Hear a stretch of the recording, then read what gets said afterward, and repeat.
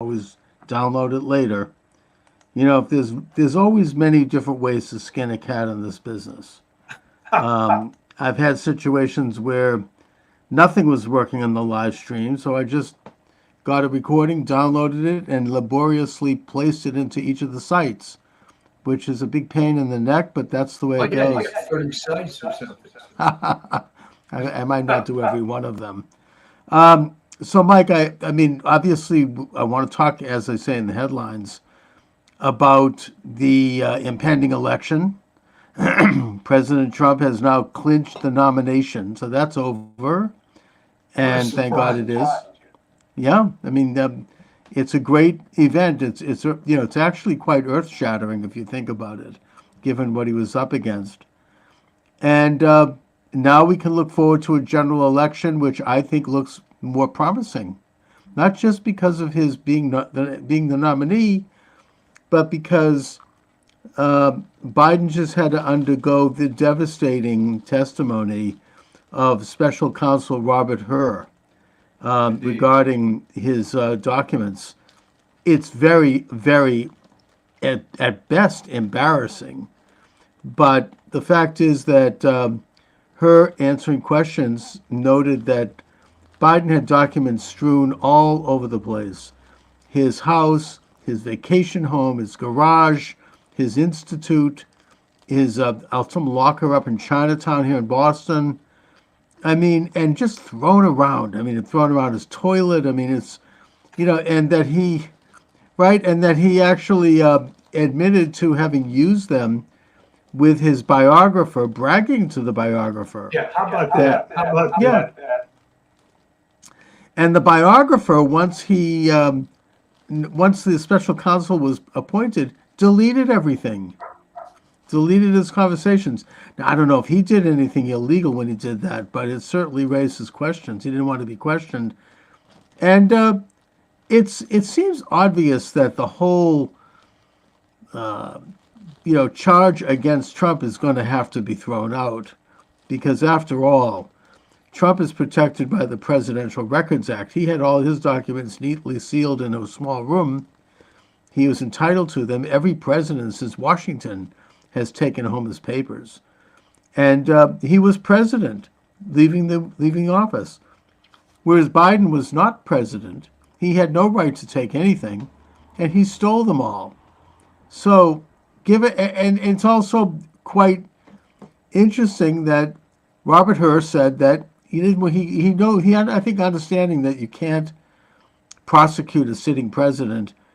He said Biden is a nice old man who doesn't have any memory. Right? I mean, he put I'm it. not sure it's even nice, but okay. He's not nice, but I think that he would put it. He put it in a kind of as mild a term as he could. Yes. But it doesn't look good, And I think that this insanity of liberal Democrats jumping up and down and saying, "How dare he say this?" and referring to him as a MAGA special prosecutor.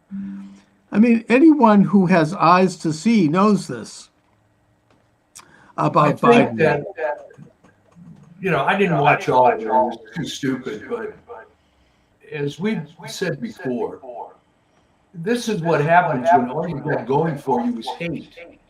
There's nothing positive on this side of the aisle. Nothing. I think that So, was reflected in that appalling State of the Union address, yeah. where he just seemed like he was screaming and rambling about all these talking points unconnected and just looked like a cadaver. I mean, it was just horrible. And the left, of course, now talked about it like it was the second Sermon on the Mount. Oh my God, here he comes. But it didn't really fly, and it didn't get him any traction in the polls. His numbers are continuing to drop. So, it just looks like Trump is going to go all the way. So I want to talk about what they're going to try to do to Trump and what Trump can do to protect himself, because they're not going to go lightly here. They're going to try to impeach Trump the day he takes the oath of office. I mean, I even saw a ridiculous comment that someone said he's considering choosing a Democrat as his running mate. Really? I mean, he would be impeached within a minute of taking office. But the fact is that they seem like they're trying to set it up so that they can find something on him. It's the same game they played throughout his 4 years, where he's going to be bugged, he's going to be surveilled, he's going to be spied on, they're going to get snitches to go in close to him in his inner circle, stool pigeons, and they're going to take any word that he says and run it up the flagpole. I mean, an example was a private meeting where he referred to shithole nations. You know about that, right? Oh, right. But of course, the funny part of it is he was proven correct. Oh, I mean, it actually helped him, but they ran that one up the flagpole, even though it was a comment made privately. Right. And it's a sort of the same comment that anybody makes. I mean, Clintons used to swear out of their, big deal. I mean, apparently JFK liked to use a lot of vulgar language. So what? The point is that they ran that one. I think it was Senator Dick Durbin who actually blew the whistle on that one. Yeah, he's another good one. Oh my God. And of course the media then put this on the front page, and they entered it into the public discourse, and they entered it into the culture. And it was seen as another example of Trump either being evil or unglued or racist or whatever. And I think that, I mean, correct me if I'm wrong here, and maybe even listeners may want to weigh in on this. But if I could say anything to Trump, if I had a meeting with him, I would ask him to just be careful about what he says. Because look what happened when he commented on these bizarre charges made by this woman against him. He attacked her at Bergdorf Goodman. I mean, that's so ridiculous.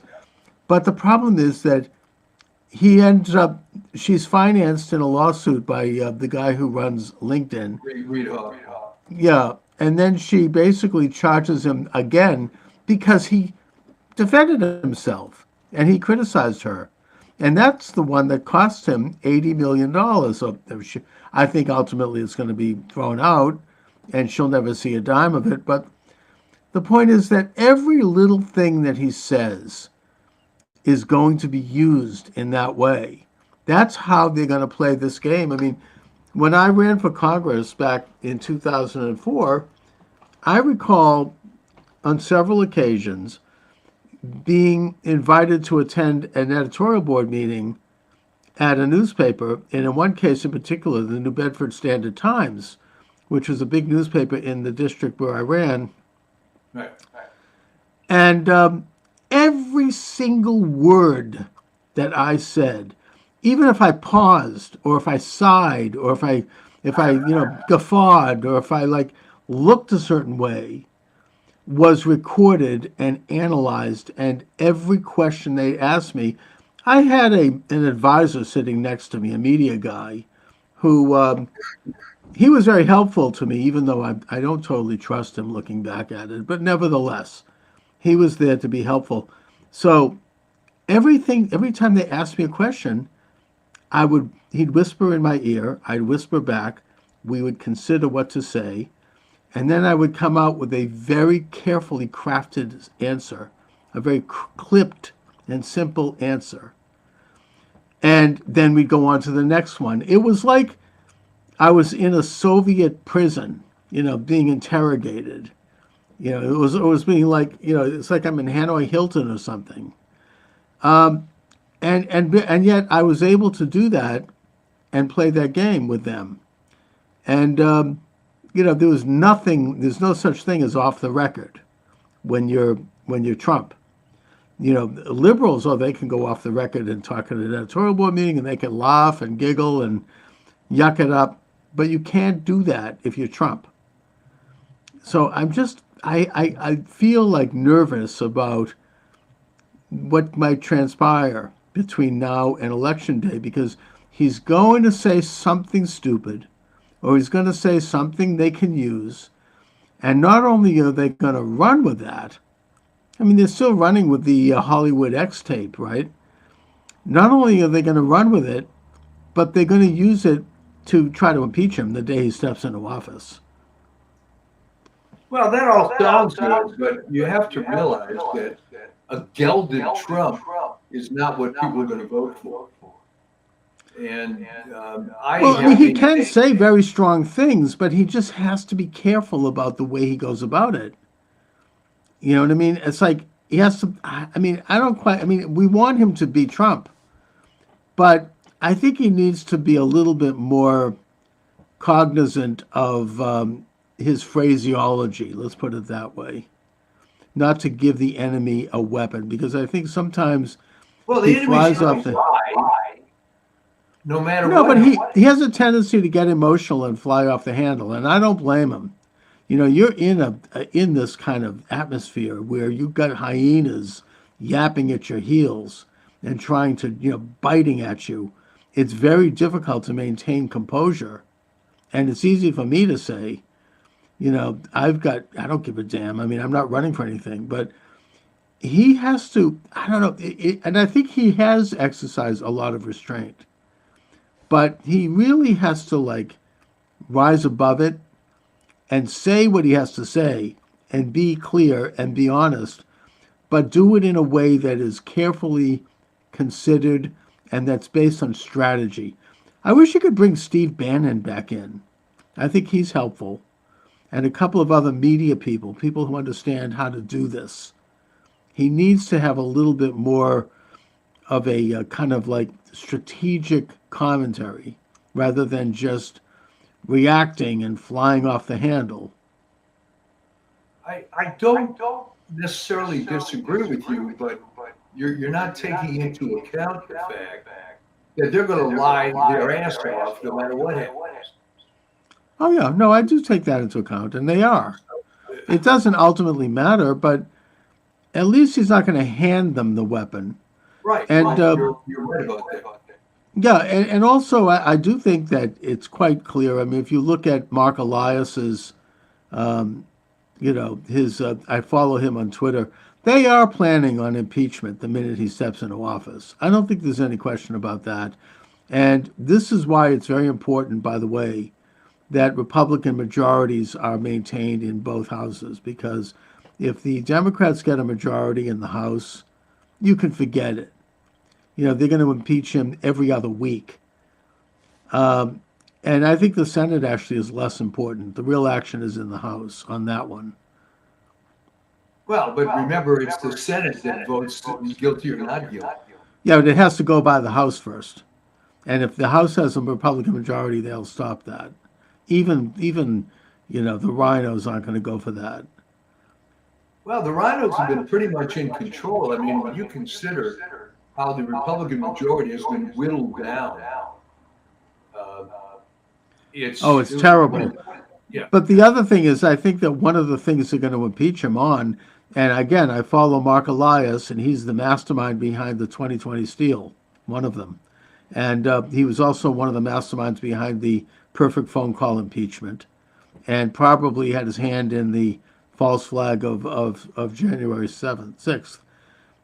And he says that they're going to impeach him for insurrection because you can't have an insurrectionist in the White House.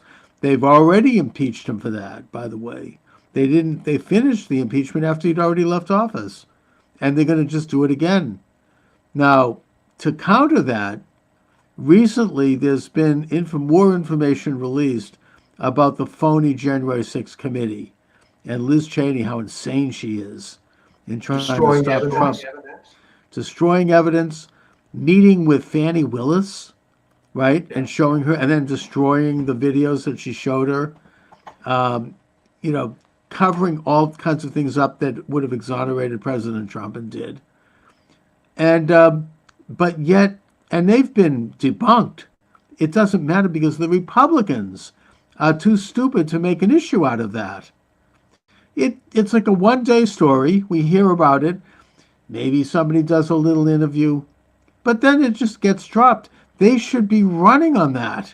They should be showing that this was a lie, and they should demand further investigation.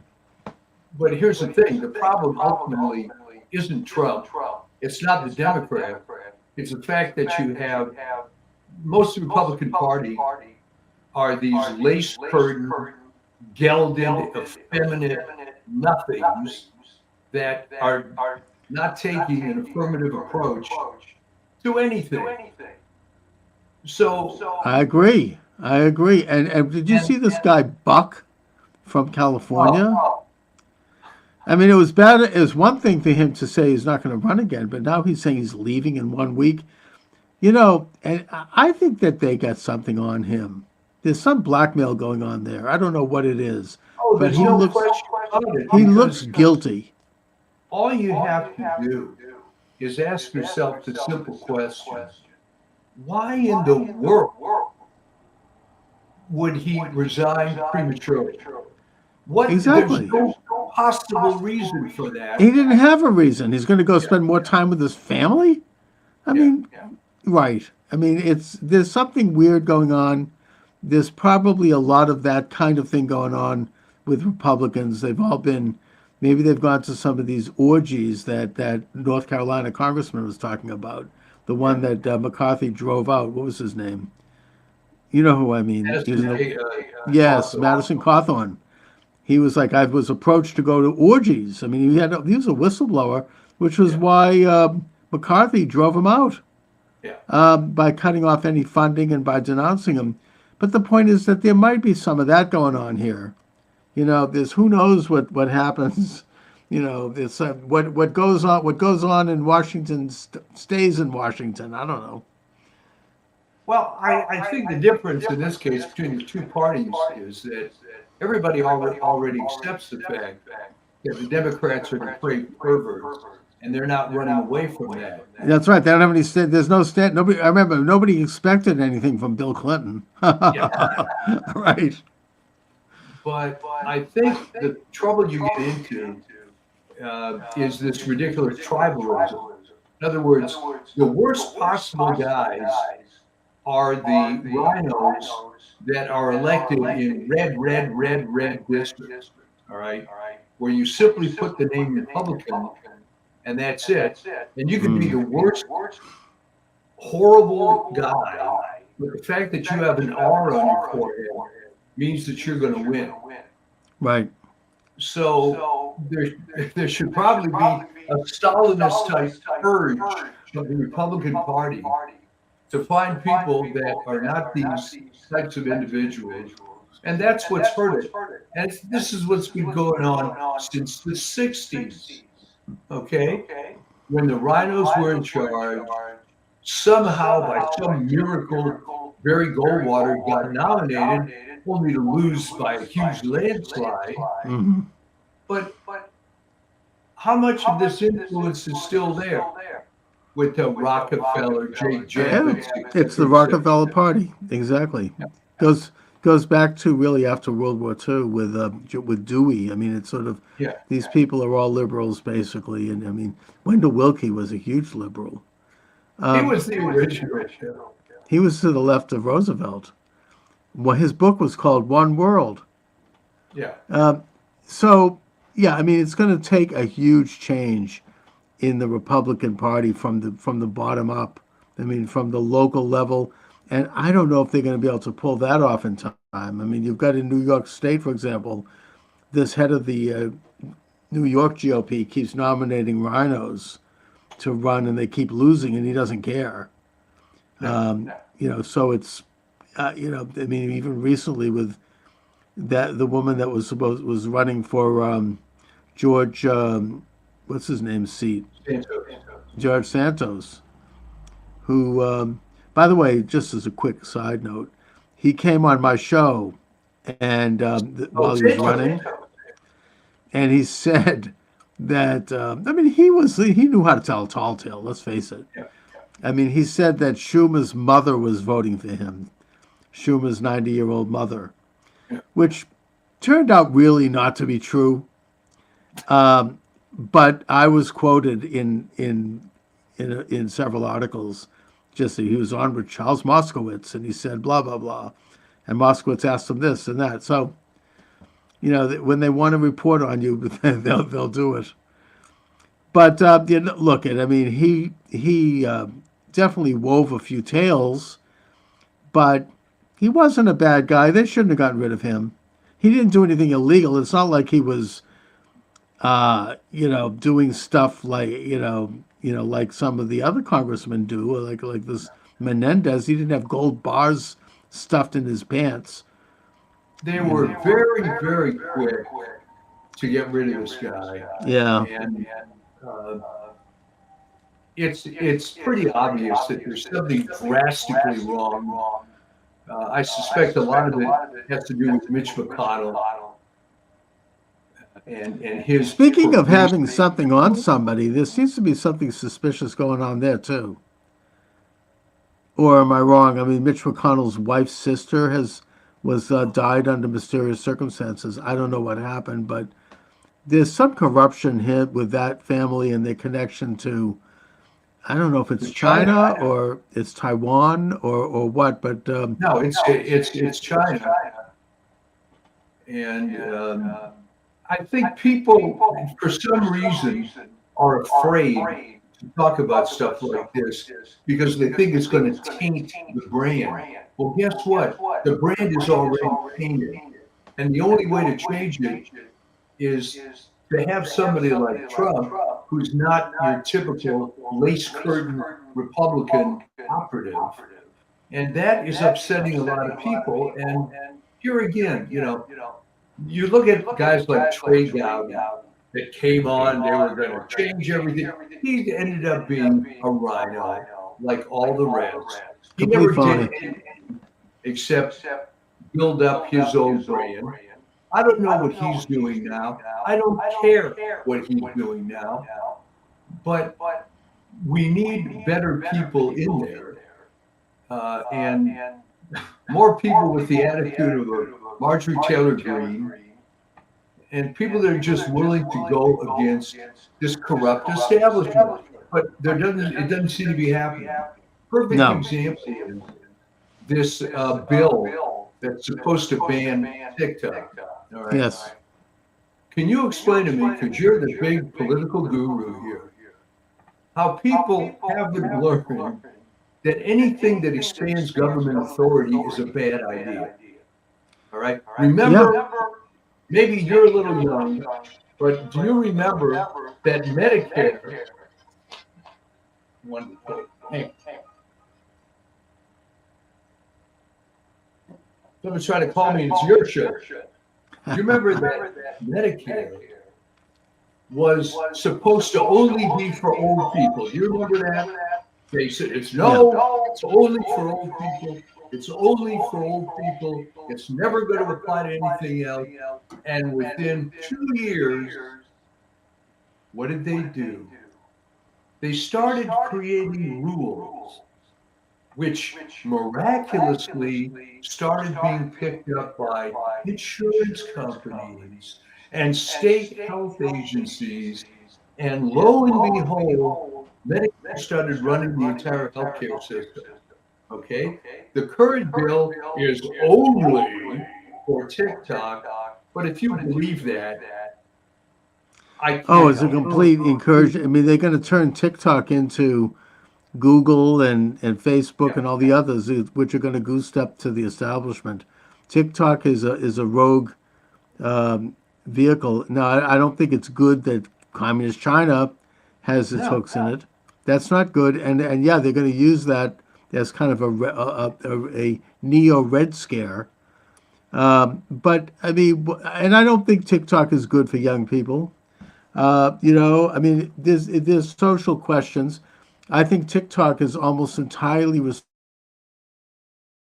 responsible for the non-binary movement, the trans movement, children getting mutilated now, having their ovaries and their testicles removed. Oh yeah. TikTok is all about that, and TikTok is about a lot of this kind of crap. It's not good. I don't know what to do. It's complicated. At the same time, if they regulate it and they take it away and they turn it into a political footstool of the world order and whatever they're into, it's only going to be worse. because Of that's course. part of their agenda. They're not, what they But really are here's going to what do I is take ask out you. conservative opinion. How do people get fooled? How does someone who should know better, like Raheem Kassam, talk about how this bill is a great idea? And he, I have oh no no, it's idea. only TikTok. It's never going to apply to anything because it says it's never going to. I just, it blows my mind how you can keep fooling the people forever. What is I the agree. cure I mean, for it's very that? troubling. And you mentioned Marjorie Taylor Greene. She's really championed this issue on the floor of the Congress, and it's scary. I mean, if they take over TikTok, that's one of the last vestiges of free speech, and they're not so free either. But at least it's not. I mean, I'm speaking as someone who's been canceled on TikTok already many times, but they have at least they're not under the clutches of this, internationalist illuminated establishment, like I like to call it. So yeah, I mean So it's a very I troubling thing. really, I kind of despaired almost when that happened because I didn't expect to see people who should know better being fooled. I don't understand how at this late date people think that the government is still the answer. Explain that to me. I how many Well, I mean, if Nancy Pelosi's behind it, you know it's bad. yeah. I mean, right? And it's just, you have to be very careful. Look at Yeah. who's backing the thing, and it tells you everything you need to know. Oh yeah. But But I guess there are political points to be made by saying, it's nefarious and they can follow your keystrokes and it's ruining young people. But here's the problem with that.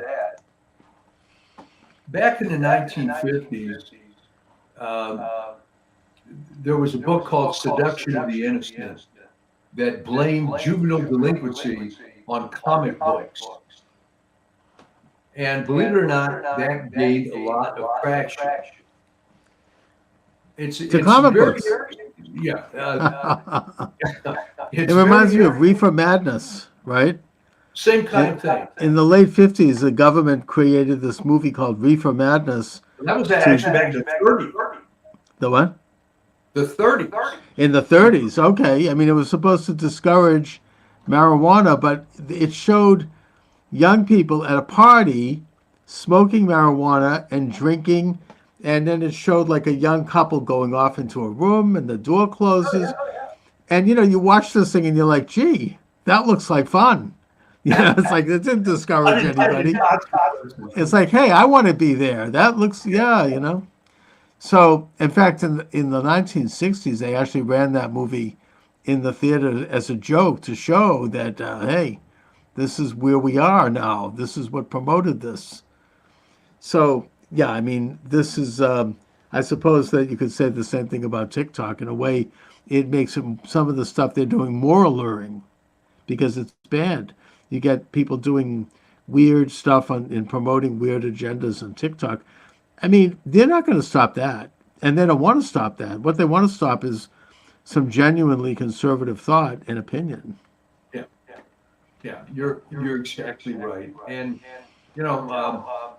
my son has been involved in addiction medicine, among other things, and he will tell you that for the most part, people that get drug addicted, it was not from recreational stuff. It was either they're chronic pain patients, they're people that have severe emotional problems, and they're trying to use the drugs as some sort of escape. So here again, the question should not be why are these kids? We got to keep these kids off TikTok because it's screwing them up. It's like, why are they doing this? What is missing in their lives that they have to watch these inane videos 8 hours a day? What is wrong in their lives that they have to be on social media instead of actually interacting? And you're not going to solve the problem by removing these various platforms. You have to go to the root cause. What the hell is troubling the young people that they're going to be attracted to this crap? But no one wants to go there. No one wants to look at the destruction of the family, the secularization of society, any other number of root causes you can mention. Sure. So, The spiritual debunking of society, a turning away from God. I mean, the turning away from the basic moral and ethical code that created this society. And you're right. It's a secularization. It creates an emptiness in people, and everybody becomes like a couch potato. They want to be entertained. We don't create anything. Instead, we consume the creation of other people, and we do so in a way that can be addictive.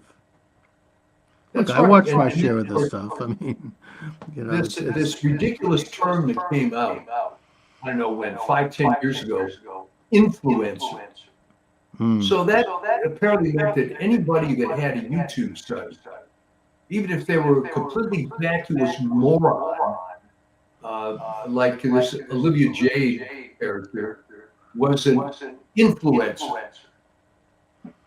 What kind of makeup you're going to buy, or whatever the heck it is she did. oh yeah, people if they get millions of followers, Yeah. and some of these people are really pretty rotten. I mean, there was this one transgendered guy that presented himself as a philosopher, and he would talk about Hegel and all the rest. I mean, he Nietzsche, and he had a little education, but he had an agenda that was really very toxic. And I mean, my daughter pointed this out to me, and it's like huge following, really ugly undertones to what he was trying to do. And yeah, I mean, it's not good. I mean, I don't know what the answer to that is. Do you censor that or? No, I mean, the free speech, and the answer is just more speech. I don't think censorship helps. It just enables the government. There's no positive benefit, if you don't. But if you don't want to watch anti-Semitic video sites, then you know what? Don't watch. I agree. I mean, I definitely weigh in on the side of free speech on all of it. And I think that, I mean, the ADL is very wrong to try to censor these things. It's going to hurt Jews, I mean, to do that, because it creates like a pressure to and an anger when you do it, when you take somebody's speech away. You stride out and you challenge them, you debate them. I mean, last night I was on the Kill stream with Ethan Ralph, and he had me debating this guy who was calling the Israeli war genocide, and he was into black nationalism. Very interesting guy, very reasonable. And we had a great debate, very respectful, and we each presented our opinions. And that's what you do. You just, I want to do that. I seek it. Instead of trying to censor someone. Now the ADL would look at this show and they'd look at this guy and they'd say, oh, he's an anti-Semite. We can't have that. And they try to have him banned. Probably have tried to have me banned. That's not the way to go in a free society. Well, that's the key, isn't it? Who said we're in a free society anymore? No, we're not. And I think that a lot of people are waking up to that. I'll point to an example right now, off the top of my head right now. Amos Miller. I don't know if you're following the story. In Pennsylvania. He's an Amish farmer. Oh, yeah. Right? I didn't know his name. Okay. Yeah, and he creates unpasteurized milk and other products, naturally. Right. And he's got a big following. People go for miles to buy his products, and they say it has health benefits. It probably does. I don't know that because I'm not a doctor, but it's not hurting anyone.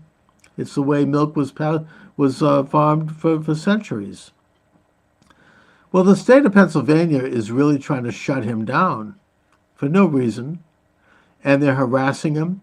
They're bringing, lawsuits, and they're making him, they're confiscating product, and he's fighting back, but and he's got people there helping him, but it's really an assault on individual freedom. It's just, I only bring it up because it's only one example that could be brought up. We no longer have a free society. People can no longer do, the government wants to decide what's going to be in your milk, right? As if we can trust them. Yeah. You would think that the COVID situation would have convinced everyone that the government has no place in healthcare. You would think. Surprisingly, it didn't. It became a political hot potato. People still are loyal to COVID and to the masks and the lockdowns and the vaccines, and they still rail against hydroxychloroquine and ivermectin as being quack drugs. And, there's still like this, and it's become, I don't know if it's people's minds are being tampered with. I mean, we've talked about mind control. I mean, this isn't a light subject. It's a real subject. And they have studied how to manipulate the minds of the masses, how to use certain, it's kind of it comes from the Pavlovian approach in a way. The carrot and the stick. You drop something out there constantly like it's like Chinese water torture, bing, on the forehead. And you do it constantly. After a while, it takes a toll. I mean, I'm sure that, for example, if Trump is reelected, they're going to continue onward as if nothing happened with this whole charge of a, quote, insurrection, even though it's been completely debunked. And we're going to continue to hear about it day after day, week after week, month after month. I'll give an example historically. Recently, Iran-Contra, right? Remember that scandal? Yes. Reagan was out of office. Bush was in office, Bush Sr. NPR and the liberals kept that up, and they kept dropping it. I remember at the time I had on my show former Secretary of Defense Caspar Weinberger.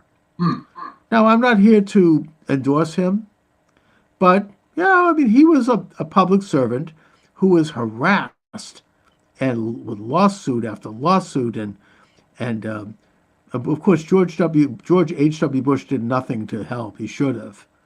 But as president, he could have, but he ignored it. But that man was harassed for 4 years by all of this what we call the deep state, with constant harassment and public statements and lawsuits.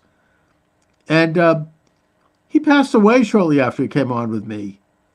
And it really kind of hurt him. But that's what they did. Reagan was already out of office, and they just continued on with that story month after month. And the thing that I'm bringing it up because what's interesting about it is that when Bill Clinton was elected in 1992, the day after he was elected, that story went into the memory hole. They just stopped. It was no longer discussed. It had done its thing. Time to move on to a new one. There was no reason to use it anymore because they'd gotten their election. Bill Clinton was elected. And, it's a trick. It's like it's propaganda that at the highest order. Speaking of Bill Clinton, another piece of propaganda that I think they use, and we're talking here about the mind control. Bill Clinton, when he was running, I don't know if you remember this cultural figure named Sister Souljah. She's a rapper. Yes, yeah. Came out, we got to kill a black person every day, right? They deserve to be killed. Or she said something stupid and outrageous. And Bill Clinton came out and condemned it.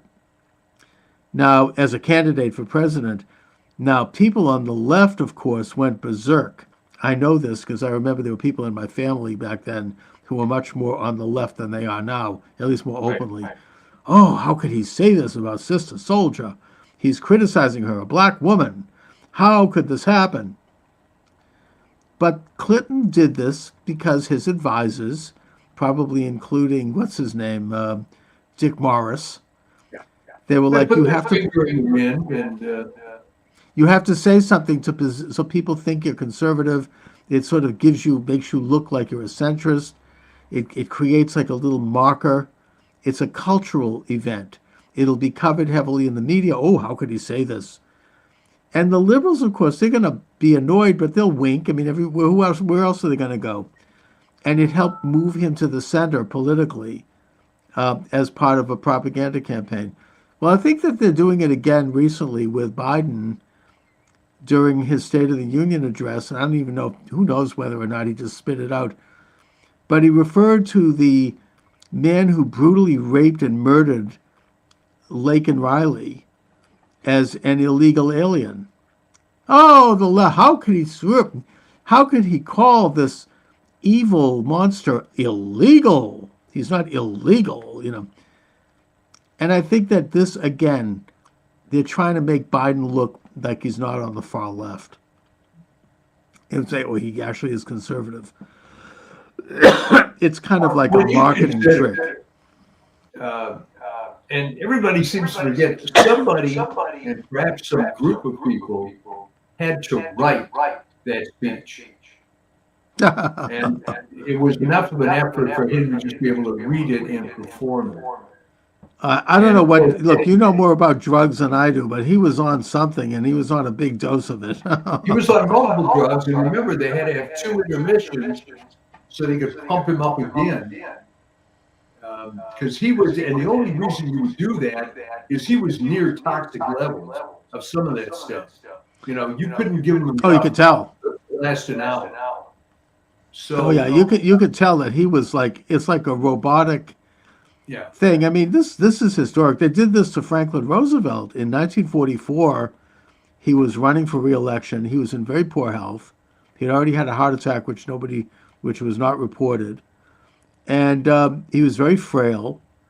But they had to show him looking vigorous and looking great. So they put him up in a parade in New York City, in an open vehicle with him sitting outside waving to people. But in advance, they pumped him up with drugs, and they got him all ready, and they put like a, kind of like this a tourniquet on him so that he would be able to be erect. And they made over the makeup, and they literally created him to get through this so that he could be there like waving for like an hour going down Fifth Avenue in New York, and that helped him get reelected. When in fact he then died within a month or two after his election, after taking office. Well, that was another sordid Democratic Party operation. Yeah. Oh yeah, clearly. And they all knew how sick he was. I mean, his son later in a biography said that FDR had a heart attack, I think that October, and that he said, don't ever let this get out. Nobody can know about this. But, he was in very poor health. And so I think that Biden is getting that kind of treatment. And then you have these absurd left-wing, commentators. Oh, it's horrible that anyone's saying this. And that Trump's the one who's dealing with dementia. Now, look, Trump might, frankly, have lost a step or two, at his age. That's fine. He is very functional, and he's actually quite dynamic. I mean, you can just tell that he's not dealing with any particular problem. Well, what happened though? Again, are we dealing with cause or effect here? We could talk forever about how biased and corrupt the media is, but at some point, doesn't the public have some sort of responsibility to not be stupid and not necessarily? They're not buying it. People are not buying it. Biden got nothing in terms of any kind of a boost from that State of the Union address, even though he went out. It probably did. I mean, he looked horrible. It was terrible. It's actually elder abuse for them to do that to him. He should be relaxing on the beach in Delaware and kicking his. He doesn't need this. I don't even think he wants to do it. I think it's his wife. You see the way she walks him around by the elbow and go here, And I think there are other handlers that are setting him up like some kind of like a, it's like the mother in the movie Psycho. Right?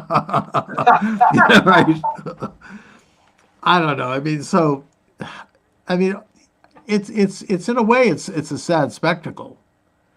Not that I have any sympathy for Biden, I don't, but Yeah. it's just it's really a disgraceful display of just power and yeah, I think it's already too late to bring anyone else in. And Do of you course, find Kamala it Harris is a interesting complete dud.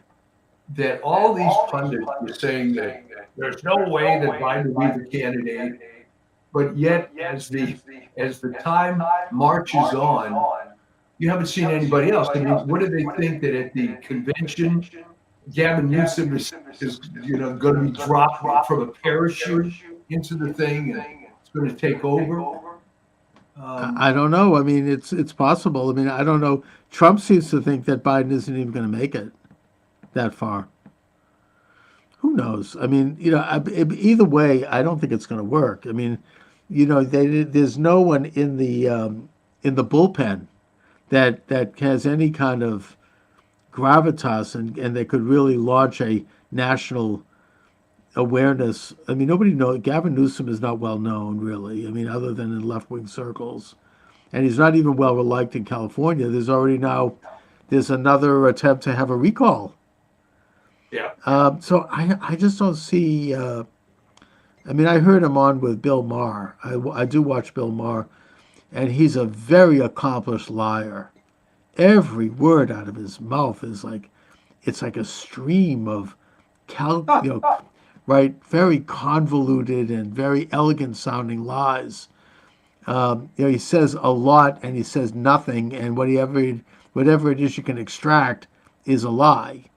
Now, not that Biden didn't do this too, but at least Newsom does it with some elegance. Biden is just it makes you it's a spectacle, but it's not going to fly. It's not going to fly. How much of this, though, is driven by this irrational Trump hatred?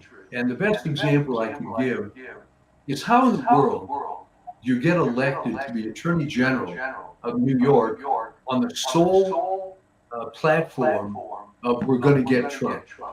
I mean, I've been racking my brain about it, all right? If you hate And I think Trump, it's backfiring. I think that New York is like, you saw what happened with her when she spoke to the firefighters. oh man, People start chanting Trump, Trump, Trump. So what are they doing? She and her stooge fireman, head of the fire department, who's a DEI appointment if there ever was one. They're going to investigate. She's not a firefighter, by the way. Oh, I'm sure she's just a hack. That's like She was just Christopher your Wray. neighborhood lesbian that they brought in to fill that position. Yeah. And they're certainly not going to engage in any Gestapo search for these people. But the fact that they would even say that is very disgusting. troubling. Oh, and she said, we're gonna hunt you down if you don't turn yourself in.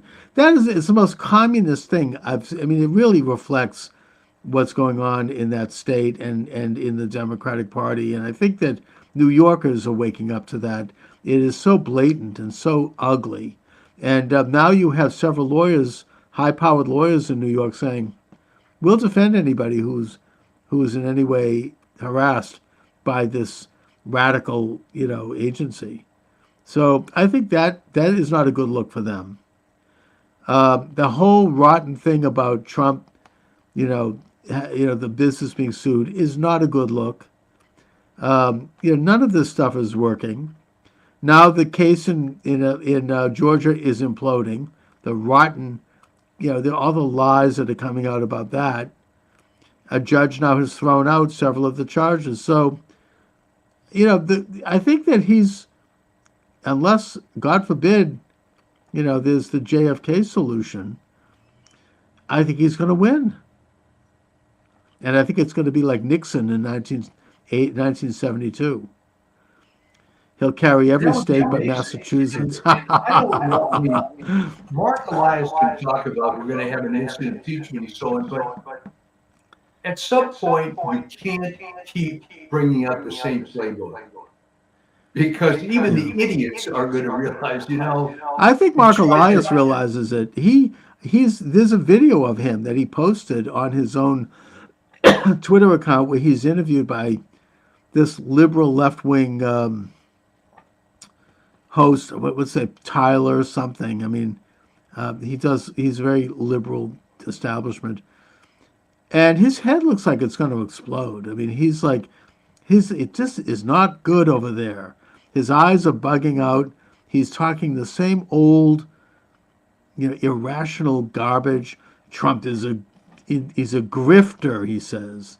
Really? A grifter in business? Hello? I mean, Biden, what? How he's like selling his nation for money Yeah. going all the way back decades? It just isn't flying. It's the same old crap. I just don't think it's going to work for them, and I think he knows it. And he looks like he's about to have a heart attack. Well, that I actually noticed that. And I was afraid it might be wishful thinking on my part, but they don't really have anything because ultimately hate is only going to take you so far.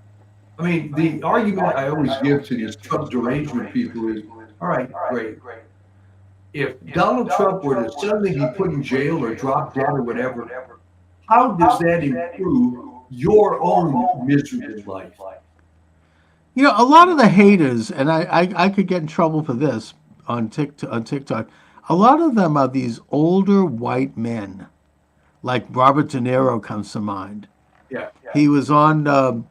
I've seen them. I mean, these guys. I mean, they're just consumed with hatred, and it's completely irrational.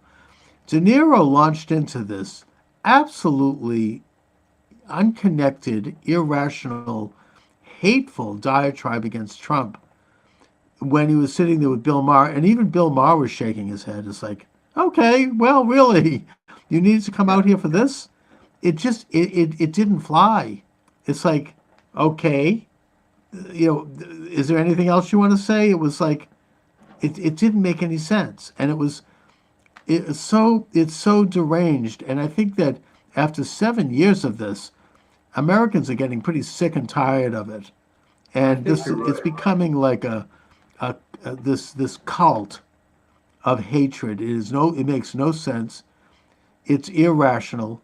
People want to go back to a more reasonable style of government where we're not going to have millions of people, swarming across the border.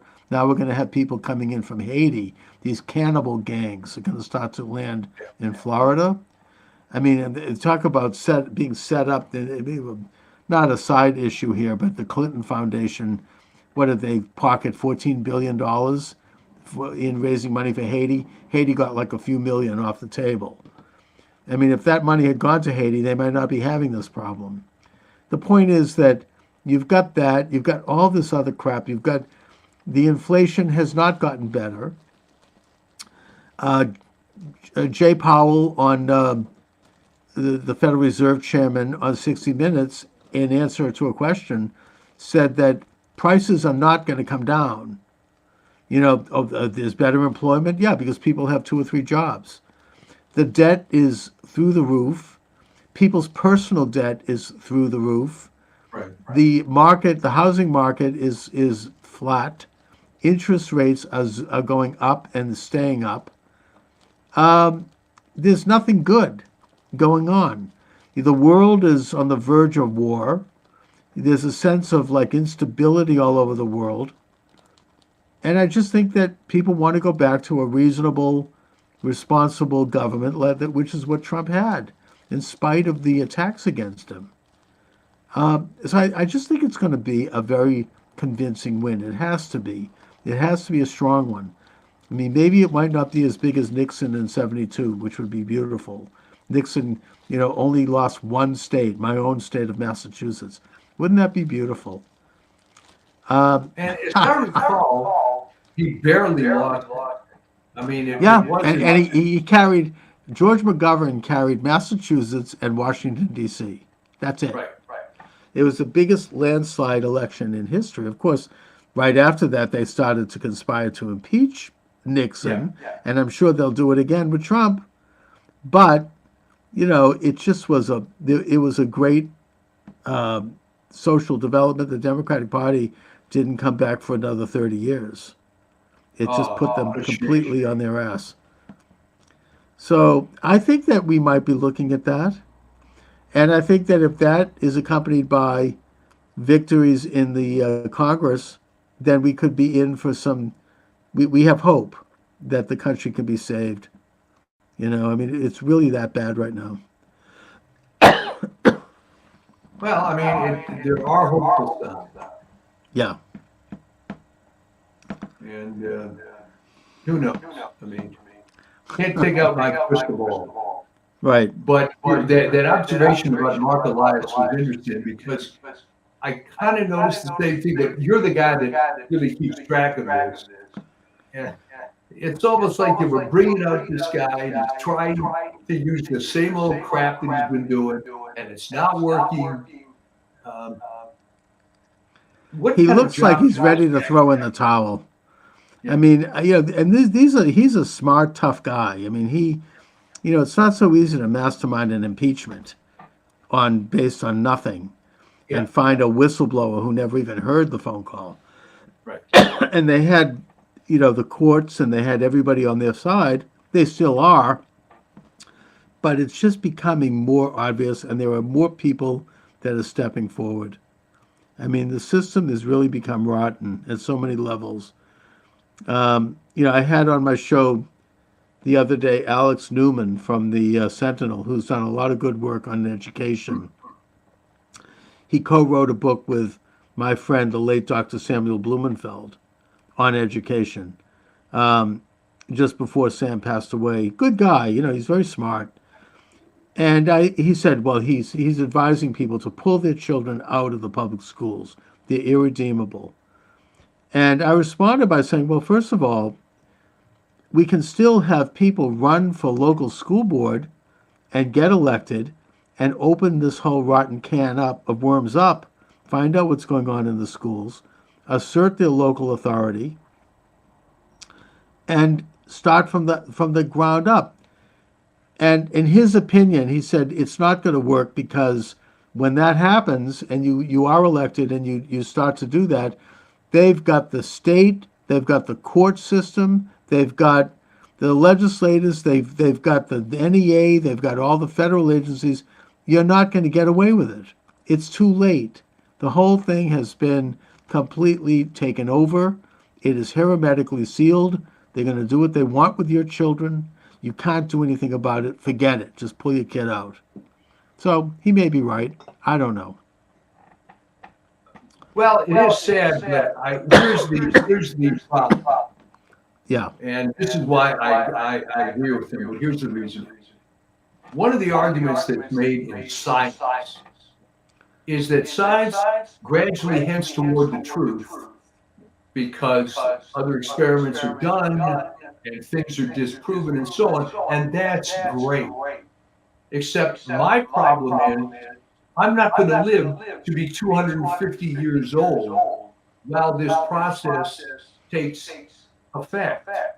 So you may be the one guy that gets elected to the school board, and you may, over a period of decades, fight your state and your union and whatnot. But in the meantime, your kids are suffering.